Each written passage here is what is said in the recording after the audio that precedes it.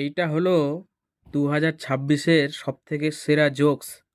আজকের দিনেও ভারতবর্ষে নয়, সারা পৃথিবীতে যদি একটা সৎ মানুষ থাকেন তার নাম মমতা বন্দ্যোপাধ্যায়। ঠিক, আজকের দিনে আজ তাকে কালিমালিপ্ত করার চেষ্টা করা হচ্ছে, এই চক্রান্ত। কেন বলছি এই কথা? ভিডিওটা দেখুন।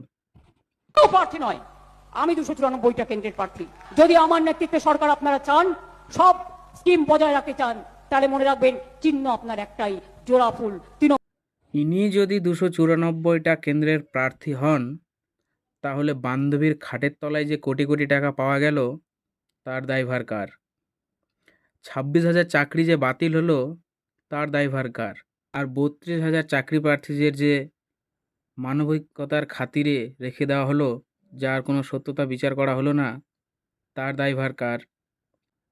তাহলে বোঝা গেল কেন বললাম এটা 2026-এর সেরা জোকস।